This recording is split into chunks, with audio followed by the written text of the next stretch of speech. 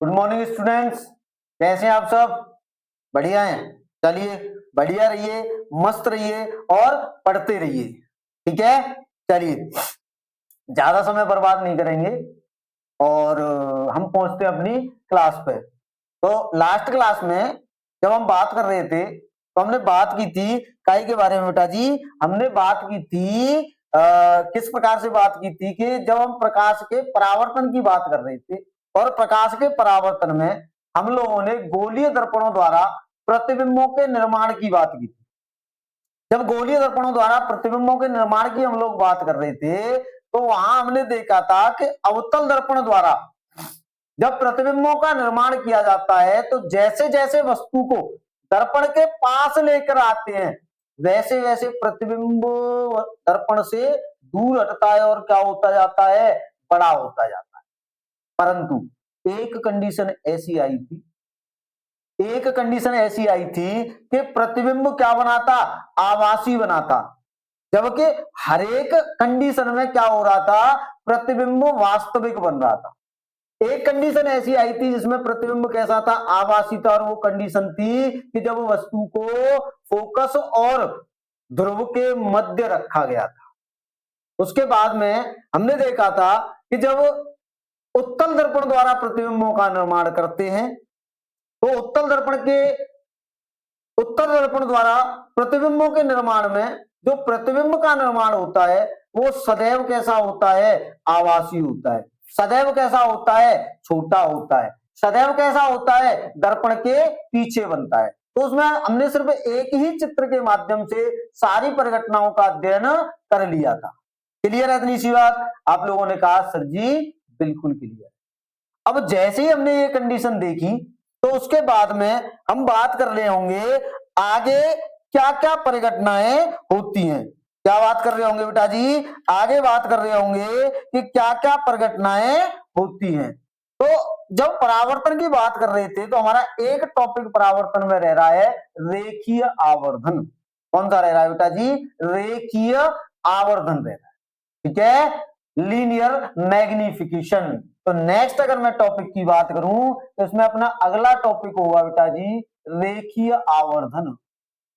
रेखीय आवर्धन, और रेखीय आवर्धन को हम क्या बोलते हैं? Linear magnification.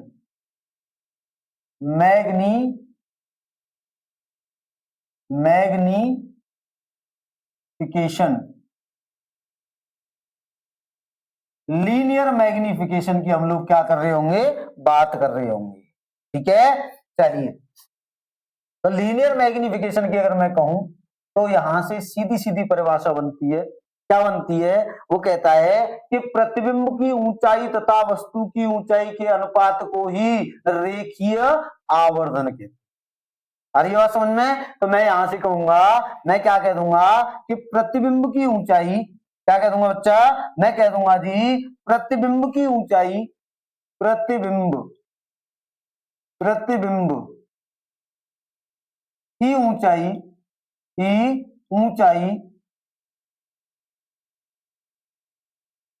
ऊंचाई तथा वस्तु की ऊंचाई, तथा आएगी बेटा जी, तथा क्या हो जाएगी अपने पास? वस्तु की ऊंचाई, वस्तु की क्या जी? वस्तु की ऊंचाई के अनुपात को, के अनुपात को रेखीय आवर्धन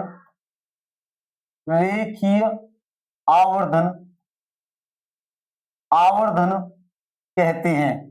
रेखीय आवर्धन कहते हैं तथा इसे कैसे बेटा जी? एम से प्रदर्शित करते हैं। एम से प्रदर्शित करते हैं। एम से क्या करते हैं बेटा जी? प्रदर्शित करते हैं। ठीक है, आ रही बात समझ में? कैसे रिप्रेजेंट करेंगे इसको? m से रिप्रेजेंट करेंगे। तो किस प्रकार से करेंगे समझिए। तो मैं यहां से अगर कहूंगा, मैं क्या कहूंगा बेटा जी, मैं कह दूंगा कि रेखीय आवर्धन, रेखीय आवर्धन, आवर्धन m बराबर क्या होगा, प्रतिबिंब की ऊंचाई, प्रतिबिंब की ऊंचाई, की ऊंचाई बट्टे में क्या आएगा बेटा जी, बट्टे में आएगा वस्तु की ऊंचाई, बट्टे में हो जाएगा वस्तु की ऊंचाई, वस्तु की ऊंचाई। ठीक है, तो यहां से अगर मैं कहूं तो मैं कह सकता हूं m बराबर ये आएगा height of image, height of image upon क्या हो जाएगा, हाइट ऑफ ऑब्जेक्ट। क्या हो जाएगा, m बराबर height of image upon height of object, या फिर ये होता है, या फिर यही होता है माइनस के v अपॉन u, यानी वस्तु की दूरी तथा सॉरी प्रतिबिंब की दूरी तथा वस्तु की दूरी के ऋणात्मक अनुपात को भी क्या बोलते हैं, ऋणात्मक अनुपात को भी हम क्या बोलते हैं, रेखीय आवर्धन। क्या बोलते हैं बेटा जी, रेखीय आवर्धन बोलते। क्लियर है, आ रही है बात यहां तक समझ में। चलिए करिए एक बार नोट डाउन।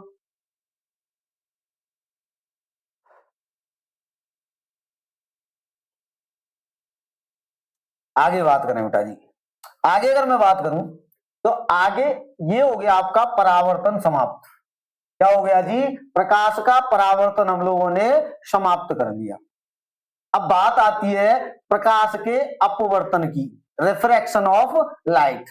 तो इसमें क्या होता है कि जब कोई प्रकाशिक किरण, जब कोई प्रकाशिक किरण एक माध्यम से दूसरे माध्यम में जाती है। अब माध्यम क्या, माध्यम माध्यम हो सकता है वायु, माध्यम हो सकता है जल, माध्यम क्या हो सकता है जी, आप कहेंगे सर माध्यम हो सकता है कांच है, और माध्यम भी कैसा होना चाहिए, पारदर्शी होना चाहिए। भाई माध्यम तो पारदर्शी होना चाहिए, तभी तो प्रकाशिक किरण उससे होकर गुजरेगी। तो मैं ये कह रहा हूं कि जब प्रकाशिक किरण एक माध्यम से दूसरे माध्यम में गुजरती है तो वह अपने पथ से थोड़ी सी विचलित हो जाती है, और प्रकाश की यही घटना प्रकाश का क्या कहलाती है, क्या कहलाती है, अपवर्तन। क्या कहलाती है बच्चा, प्रकाश का अपवर्तन कहलाती है। तो इसी को हम लोग क्या करेंगे, आगे कंटिन्यू करेंगे, और यही अपना क्या हो जाएगा, अगला टॉपिक हो जाएगा। चलिए तो अगला अपना टॉपिक क्या होगा, अगला अपना टॉपिक होगा प्रकाश का, प्रकाश का अपवर्तन, अपवर्तन, और इसको क्या बोलेंगे, refraction, refraction of light, of light, refraction of light, प्रकाश का अपवर्तन। चलिए तो प्रकाश के अपवर्तन की अब हम लोग क्या करेंगे, बात करेंगे। समझिए क्या होता है प्रकाश का अपवर्तन। देखिए यहां से अगर मैं कहूं कि प्रकाश के अपवर्तन की आपसे कही, तो मैं कहूंगा कि जब प्रकाश, जब क्या बेटा जी, प्रकाश, जब प्रकाश किसी किसी एक माध्यम से, एक माध्यम से, माध्यम से दूसरे माध्यम में, एक माध्यम से दूसरे, दूसरे माध्यम में, माध्यम में प्रवेश करता है, प्रवेश करता है, करता है, तो वह, तो वह अपने पथ से, तो वह अपने पथ से, पथ से थोड़ा सा, थोड़ा सा विचलित हो जाता है, थोड़ा सा विचलित, विचलित हो जाता है, हो जाता है, जाता है। ठीक है, प्रकाश की यह घटना, प्रकाश की प्रकाश की यह घटना प्रकाश का क्या कहलाती है जी? अपवर्तन कहलाती है। अपवर्तन कहलाती है प्रकाश की यही घटना क्या कहलाएगी बेटा जी? प्रकाश का अपवर्तन कहलाएगी। ठीक है, कि जब प्रकाश किसी एक माध्यम से दूसरे माध्यम में प्रवेश करता है तो प्रकाश अपने पथ से थोड़ा सा विचलित हो जाता है, और प्रकाश की यही घटना तो क्या कहलाती है? प्रकाश का अपवर्तन कहलाती है। समझिए प्रकाश के अपवर्तन को इस प्रकार से हम लोग क्या करेंगे, समझेंगे। देखिए मैंने कहा कि मान लो आपके पास एक इस प्रकार का माध्यम है, एक क्या है जी? इस प्रकार का आपके पास में क्या है? माध्यम है, और इस माध्यम को मैं क्या बोल देता हूं? इस माध्यम को मैं बोल देता हूं कांच है। ये क्या है बेटा जी? ये कांच है। कांच का कोई गुटका है, कांच का कोई गुटका यानी टुकड़ा है। इस प्रकार से, इस प्रकार का क्या है? कांच का कोई टुकड़ा है। अब इस कांच के टुकड़े पे मैं ये बोल देता हूं ये तो क्या हो गया? कांच, और ऊपर क्या है? वायु है। ऊपर क्या है बेटा जी? वायु। अब देखिए कंडीशन क्या हुई? कंडीशन ये हुई कि कोई प्रकाशिक किरण, क्या हुआ बेटा जी? कोई प्रकाशिक किरण इस प्रकार से यहां आपतित हुई। इस प्रकार से क्या हुई बेटा जी? यहां पे आपतित हो रही है।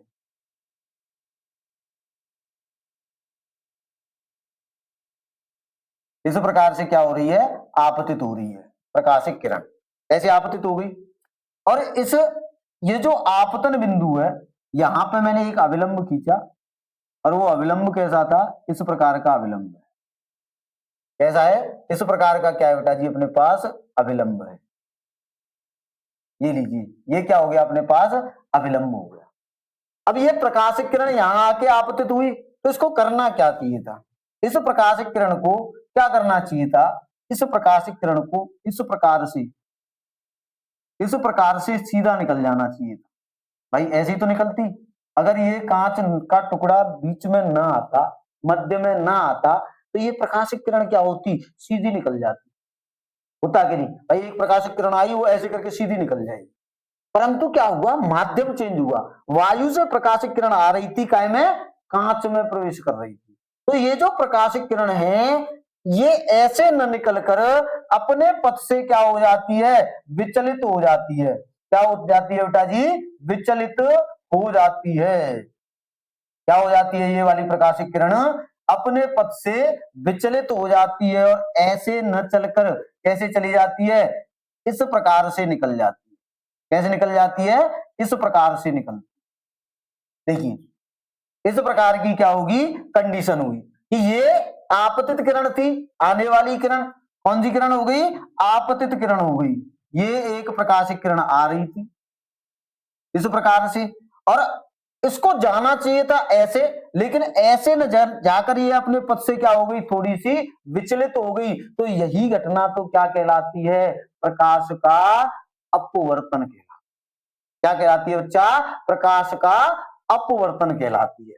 अब यहां से सुने गौर से, मैं ये कह रहा हूं, मैं क्या कह रहा हूं बच्चा आप लोगों से, कि ये जो एंगल बन के आया है, ये वाला जो एंगल बना है, ये वाला एंगल, इस एंगल को बोलते हैं हम आपतन कोण आई। और ये वाला जो एंगल बन रहा है, ये वाला एंगल, ये अपवर्तन कोण है, और इसे कैसे रिप्रेजेंट करते हैं हम? आर से प्रदर्शित करते हैं। कैसे करते हैं बेटा जी? आर से प्रदर्शित करते हैं। अच्छा यहां से देखिए, इस ये वाली जो किरण है, इस किरण को बोलते हैं आपतित किरण। आपतित किरण। यहां से देखिए, ये वाली जो किरण है, ये वाली, इस किरण को बोलते हैं हम अपवर्तित किरण। कौन सी? अपवर्तित, अपवर्तित किरण। और ये जो है, ये इसे बोलते हैं हम अभिलंब। इसको हम लोग क्या बोलते हैं? अभिलंब बोलते हैं। क्या बोलते हैं बच्चा? अभिलंब बोलते हैं। मैं मान लेता हूं ये जो माध्यम है इसका अपवर्तनांक कितना है, n है। माध्यम का जो कांच है उसका अपवर्तनांक कितना है, n है। और ये वाला जो वायु माध्यम है इसका अपवर्तनांक कितना है, 1 है। अब मेरी बात सुने सर जी, एक बात बताओ, ये प्रकाशित किरण ऐसे आई ऐसे मुड़ी, ये उधर भी तो मुड़ सकती थी भाई। इधर मुड़ने की बजाय, अभिलंब की ओर मुड़ने की बजाय उधर भी तो मुड़ सकती थी, बिल्कुल मुड़ सकती थी बेटा। लेकिन कब, जब सघन से विरल में जा रही है। कैसी बेटा जी, जब सघन से, सघन माध्यम से विरल माध्यम में अगर प्रकाशित किरण जा रही होती तो अविलंब से क्या होती, दूर हटती। और ये टॉपिक अगर आपको समझना है तो मैंने 12th क्लास में इसको अच्छे से पूरा डिफाइन करके बताया है। ठीक है, आपके लिए उतना समझने की आवश्यकता नहीं, क्योंकि उसमें समय भी लगेगा और उतना समझने की आपको आवश्यकता है भी नहीं। आप सीधा सा याद रखें कि अगर माध्यम विरल माध्यम से प्रकाशित किरण सघन माध्यम में प्रवेश करेगी तो हमेशा अविलंब की ओर झुकेगी, तथा यदि सघन से विरल में प्रवेश करेगी तो हमेशा अविलंब से दूर हटे। अब सघन और विरल क्या होता है, इस बात को भी समझ लो। सघन का माध्यम होता है घना माध्यम। सघन का कैसा हो जाएगा, घना माध्यम, जिसमें पदार्थ के अणु एक दूसरे के नजदीक होते हैं, ज्यादा पास होते हैं, वो उतना ही ज्यादा क्या होता है, सघन। जैसे मैं एक आपको चीज यहां से अगर देखूं तो मैं अगर देखूं यहां से तो मैं क्या कह सकता हूं, जैसे मैंने कहा निर्वात ले लिया, मैंने निर्वात ले लिया, मैंने वायु ले ली, वायु माध्यम, वायु के बाद में मैंने जल ले लिया, जल के बाद में मैंने कांच ले लिया, कांच के बाद में मैंने क्या ले लिया, हीरा ले लिया।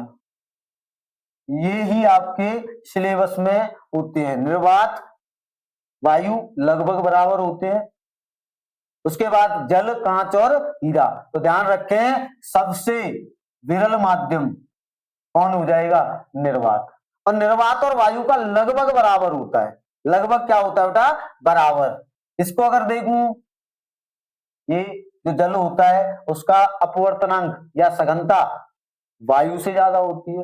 कांच की अगर बात करूं तो कांच की सघनता, कांच ठोस है भाई, जल कैसा है, द्रव है, तो भाई द्रव के अणु पास होंगे कि ठोस के, आपने कहा सर ठोस के होंगे, ठोस के होंगे तो इसलिए कांच का जो सघनता होगी वो जल से क्या होगी, ज्यादा होगी। और हीरे को अगर देखें तो हीरे की क्या होगी, इन सबसे ज्यादा होगी, हीरे की क्या होगी, इन सबसे ज्यादा होगी। आई बात समझ में, क्लियर है, आप लोगों ने कहा बिल्कुल क्लियर है सर, यहां तक कोई दिक्कत नहीं है, यहां तक हम लोगों को कोई दिक्कत नहीं है, और यहां तक दिक्कत हम लोगों को होनी भी नहीं चाहिए, यहां तक कोई दिक्कत होनी भी नहीं चाहिए। ठीक है बेटा, आ रही बात समझ में, ये कौन है अपना कांच है और ये कौन है अपना हीरा है। ठीक है, आ रही बात समझ में। अभी मैं इनके अपवर्तनांक भी बता दूंगा कि किसका अपवर्तनांक, जिसका जितना ज्यादा अपवर्तनांक वो उतना ज्यादा सघन। क्लियर, तो मैं यहां से एक नोट पॉइंट में और लिख देता हूं, क्या लिख दूंगा बेटा, तो ये चीज समझ में आई कि इस प्रकार से क्या होता है, प्रकाश का अपवर्तन होता है। क्या होता है बच्चा, प्रकाश का अपवर्तन होता है। चलिए, तो मैं यहां से एक पॉइंट और लिख देता हूं आप लोगों के लिए। क्या पॉइंट लिख दूं बच्चा, मैं पॉइंट लिख देता हूं नोट में, नोट, नोट क्या लिखूंगा, नोट में लिखूंगा बेटा मैं लिख दूंगा जब प्रकाशित किरण, जब प्रकाशित किरण, जब बेटा जी कौन सी किरण, प्रकाशित किरण, जब प्रकाशित किरण, प्रकाशित किरण,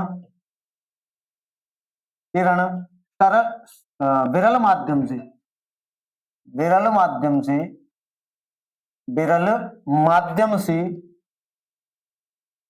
माध्यम से सघन माध्यम में, सघन माध्यम में, माध्यम में प्रवेश करती है, प्रवेश करती है, करती है तो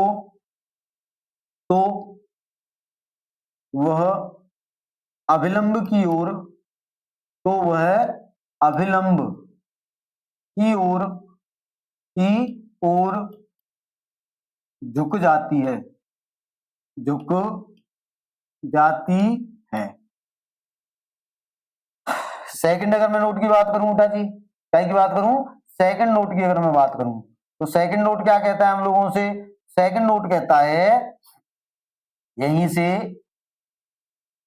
देखिए सेकंड नोट की अगर मैं बात करूं तो मैं कहूंगा जब प्रकाशिक किरण प्रकाशिक किरण भाई सघन विरल से सघन में ले आए, अब की बार सघन से विरल में लेके आए। जब प्रकाशिक किरण सघन सघन माध्यम से विरल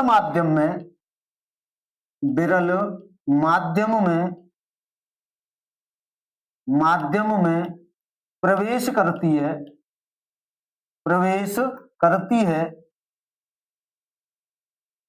है तो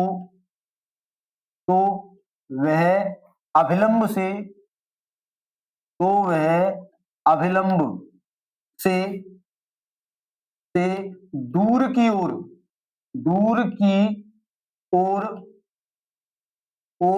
झुकती है, अभिलंब से दूर की ओर झुकती है। क्लियर है इसी बात, यहां तक किसी को कोई डाउट, कोई दिक्कत, कोई परेशानी? तो ये क्या हो गया आपका, प्रकाश का अपवर्तन हो गया। क्या हो गया बेटा जी, प्रकाश का अपवर्तन हो गया। करिए एक बार note down.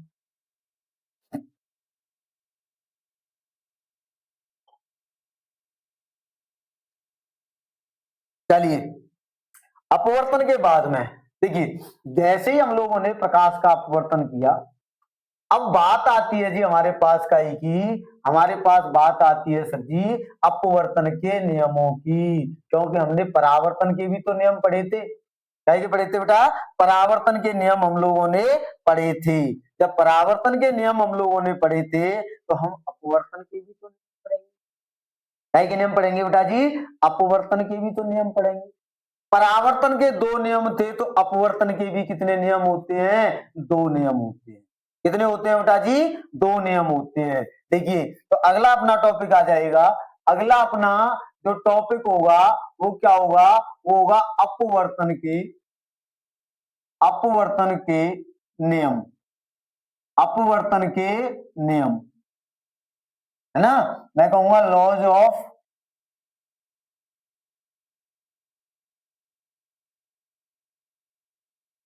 Law of refraction, law of refraction, अपवर्तन के नियमों की हम लोग क्या कर रहे हैं बेटा, यहाँ पे बात कर रहे हैं। क्या की बात कर रहे हैं, अपवर्तन के नियमों की बात कर रहे हैं। तो अपवर्तन के नियम, भाई जब परावर्तन के दो नियम थे तो अपवर्तन के कितने नियम है, मैंने कहा, हाँ आराम से, मैं कह रहा हूं जब परावर्तन के दो नियम होते हैं तो अपवर्तन के भी कितने नियम होते हैं, दो ही नियम अपवर्तन के भी होते हैं। तो मैं यहां से कह रहा हूं, मैं क्या कह रहा हूं बेटा जी, मैं कह रहा हूं अपवर्तन के,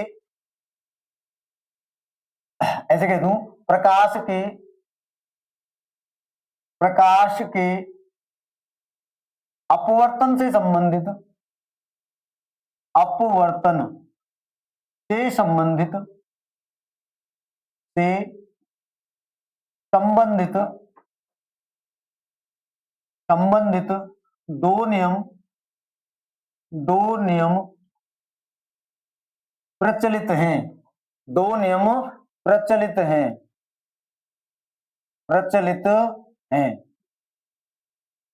अपवर्तन से कितने नियम प्रचलित हैं बेटा, दो नियम प्रचलित हैं। जैसे परावर्तन से दो नियम संबंधित थे उसी प्रकार अपवर्तन से भी कितने नियम संबंधित हैं, दो नियम संबंधित हैं।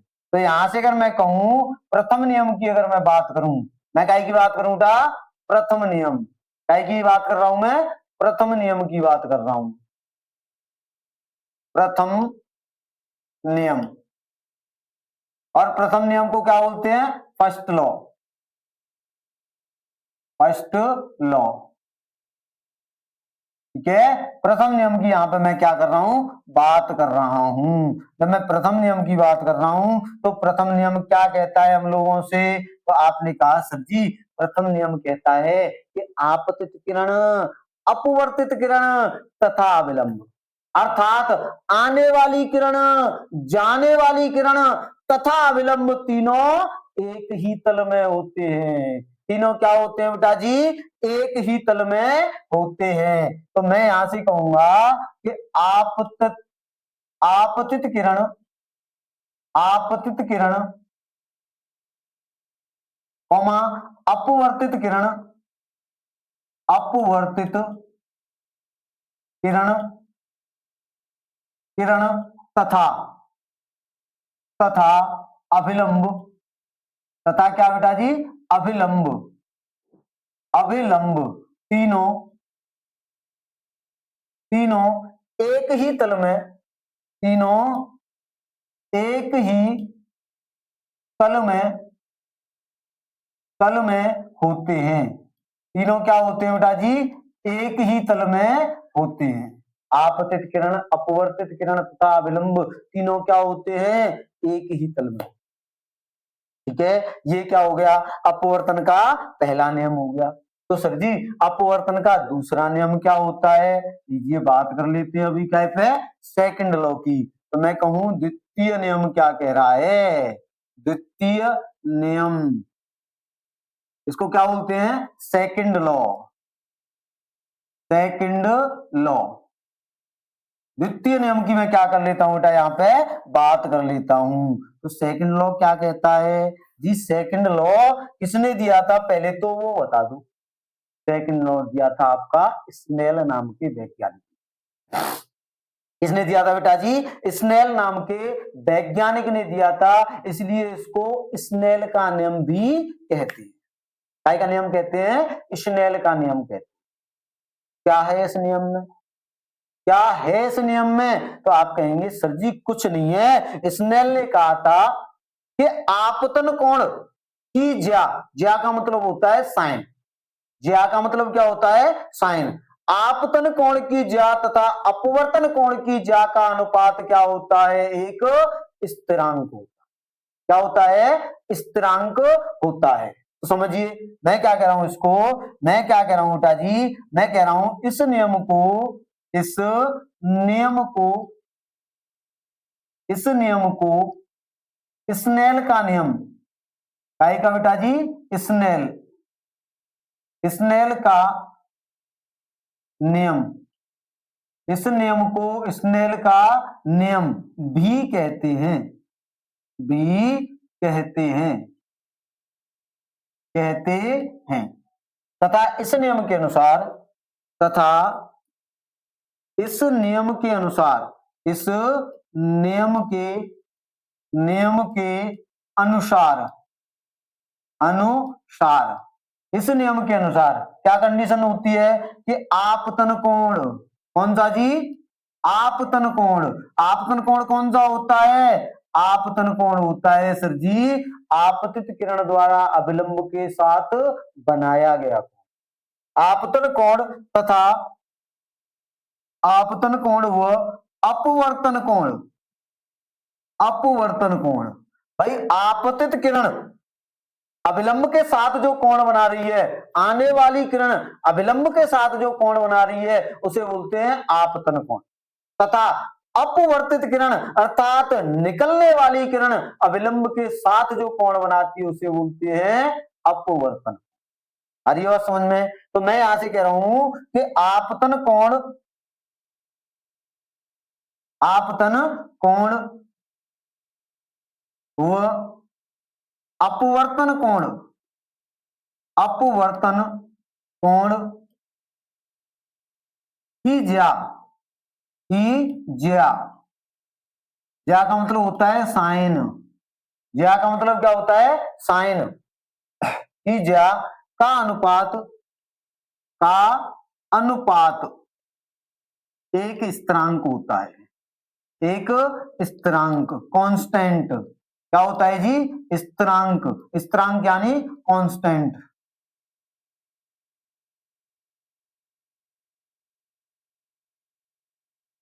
कांस्टेंट होता है, कांस्टेंट होता है। क्लियर है इतनी सी बात? आप लोगों ने कहा सर जी बिल्कुल क्लियर है। अतः मैं क्या कह सकता हूं, अतः कंडीशन क्या निकल के आएगी कि साइन आई, भाई आपतन कोण क्या था, आई था, अपॉन साइन आर, अपवर्तन कोण क्या था, आर था, बराबर क्या होगा, नियतांक होगा। क्या होगा, नियतांक होगा। नियतांक यानी कि कांस्टेंट। क्या होगा, कांस्टेंट होगा। यहां से अगर मैं कहूं तो मैं कह सकता हूं कि sir ji sine i upon sine r बराबर में यहां जो नियतांक होता है वो क्या लिया जाता है, माध्यम का अपवर्तनांक लिया। क्या लिया जाता है बेटा जी, माध्यम का अपवर्तनांक लिया जाता है। और इसको हम कहेंगे 1n2, 1n2। इसका अर्थ होता है दूसरे माध्यम का अपवर्तनांक पहले माध्यम के सापेक्ष, पीछे वाले का आगे वाले के सापेक्ष अपवर्तनांक। इसका अर्थ क्या है, जैसे मैंने देखा ना वायु और कांच, तो कांच क्या हो गया दूसरा और वायु क्या हो गया पहला। तो मैं कह रहा हूं कांच का वायु के सापेक्ष अपवर्तनांक अगर मुझे लिखना हो तो मैं बोलूंगा N of G with respect to air. N of G यानी N of glass with respect to air, यानी कि कांच का वायु के सापेक्ष अपवर्तनांक। वैसे ही हो जाएगा दूसरे माध्यम का पहले माध्यम के सापेक्ष अपवर्तनांक। और यही होता है आपका स्नेल का नियम। और ध्यान रखना बच्चा, इंपोर्टेंट टॉपिक की श्रेणी में आता है आपका कौन सा, स्नेल का नियम। काय का नियम बेटा जी, स्नेल का। क्लियर है? यहां तक किसी को कोई डाउट, कोई दिक्कत, कोई परेशानी नहीं है? चलिए नोट डाउन करिए।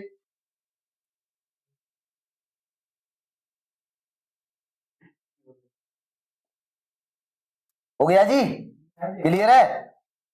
लैब थोड़ी है।